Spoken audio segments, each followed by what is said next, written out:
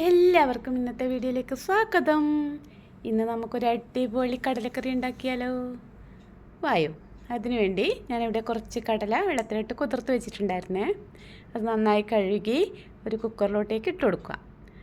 അതിനാവശ്യമായ വെള്ളവും ചേർത്ത് ഞാനിവിടെ ഒരു ഉരുളക്കിഴങ്ങ് ചേർക്കുന്നുണ്ട്, ചെറുത്. അപ്പോൾ നല്ല കൊഴുപ്പ് കിട്ടും കടലക്കറി വെച്ചിട്ട് കഴിക്കുമ്പോൾ.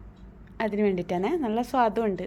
അപ്പോൾ ഞാനത് ഉരുളക്കിഴങ്ങും ഇതിൻ്റെ അകത്തേക്ക് കട്ട് ചെയ്തിട്ട് കൊടുത്തു. ഇനി അത് കുറച്ച് ഉപ്പിട്ട് കൊടുത്ത് നന്നായി വേവിക്കാൻ വെച്ചു. ആ സമയം നമുക്കിവിടെ കുറച്ച് ഉള്ളി, പച്ചമുളക്, ഇഞ്ചി, തക്കാളി, കറിവേപ്പില ഇതൊക്കെ എടുത്ത് വെക്കാം. അതൊക്കെ അരിഞ്ഞു വെച്ചിട്ടുണ്ട്. ഇനി ഒരു പാൻ എടുത്ത് അതിലോട്ടേക്ക് കുറച്ച് എണ്ണ ഒഴിച്ച് സവാള വഴറ്റാൻ വെക്കുക. അതിലൊരു നുള്ളി ഉപ്പിട്ട് കൊടുത്താൽ പെട്ടെന്ന് വഴന്ന് കിട്ടുമേ. ഇനി ഇതിലോട്ടേക്ക് നമ്മൾ അരിഞ്ഞു വെച്ച ഇഞ്ചി, പച്ചമുളക്, കറിവേപ്പില ഇതൊക്കെ ഇട്ട് കൊടുക്കുക. അത് നന്നായി അതിൻ്റെ പച്ചമണമൊക്കെ വാടി വരുമ്പോൾ നമ്മൾ അരിഞ്ഞു വെച്ച തക്കാളിയും ചേർത്ത് നന്നായി വഴറ്റി കൊടുക്കുക. അങ്ങനെ തക്കാളിയും കറിവേപ്പിലെല്ലാം ഇട്ട് കൊടുക്കുന്നുണ്ട്. അതൊക്കെ ഇട്ട് കൊടുത്ത്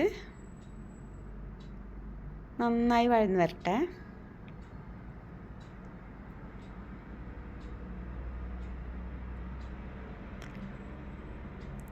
അങ്ങനെ ഏകദേശം വഴന്ന് വന്നിട്ടുണ്ട്.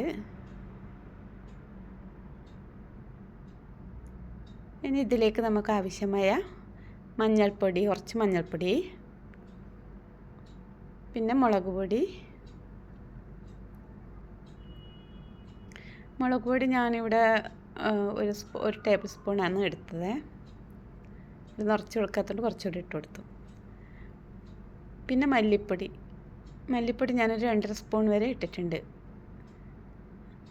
മല്ലിപ്പൊടി ഇട്ട് അതിൻ്റെ ചുവയൊക്കെ മാറുന്നത് വരെ നന്നായി വഴറ്റി കൊടുക്കണേ. അങ്ങനെ നന്നായി വഴറ്റി കൊടുത്ത മസാല ഇവിടെ ഏകദേശം ആവാനായിട്ടുണ്ട്.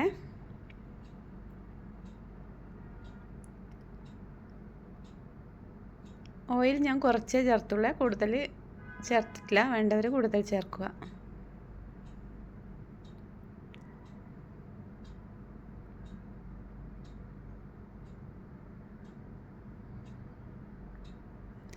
ഇനി ഈ സമയം നമ്മൾ കുക്കറിൽ വെച്ച കടലയും പൊട്ടറ്റോയും വെന്തിനോ നോക്കാം.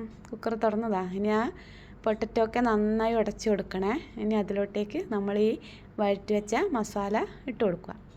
അത് നന്നായി ഇളക്കി യോജിപ്പിച്ച്, അത് തിക്കല്ലേ, കുറച്ച് വെള്ളം ചേർത്ത് കൊടുക്കുക.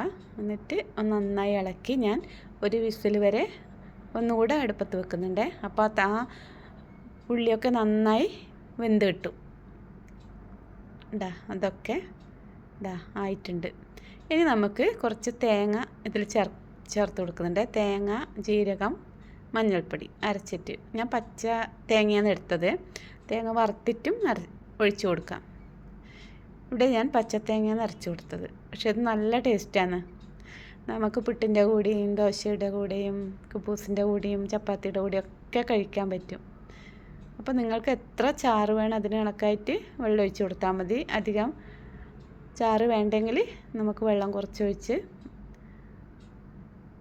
തിളപ്പിച്ചെടുത്താൽ മതി. ഞാനിപ്പോൾ പുട്ടിനൊക്കെ കഴിക്കാൻ വേണ്ടിയിട്ടാണ് കുറച്ച് ലൂസാക്കിയിട്ടുള്ളത്. ഇനി ഇത് പൊട്ടറ്റോ ചേർത്തത് കൊണ്ട് നമുക്ക് കുറച്ച് കഴിയുമ്പോൾ കുറുകി സെറ്റായി വരും.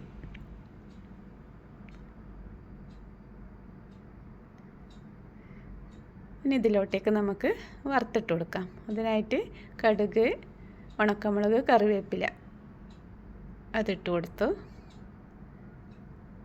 നന്നായി ഇളക്കി അടച്ചു വെക്കുക. അങ്ങനെ നമ്മുടെ കടലക്കറി റെഡി ആയിട്ടുണ്ട്. എല്ലാവരും ഉണ്ടാക്കി വെക്കണേ, നല്ല ടേസ്റ്റാണ്. അതുപോലെ ഈ വീഡിയോ കാണുന്നവർ ലൈക്ക്, കമൻറ്റ്, സബ്സ്ക്രൈബ് ചെയ്യണേ. വീണ്ടും കാണുന്നത് വരെ ബൈ ബൈ.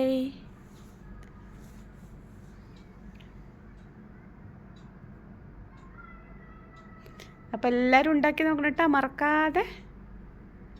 അടിപൊളി കടലക്കറിയാണ്, നാടൻ കടലക്കറി. Super taste.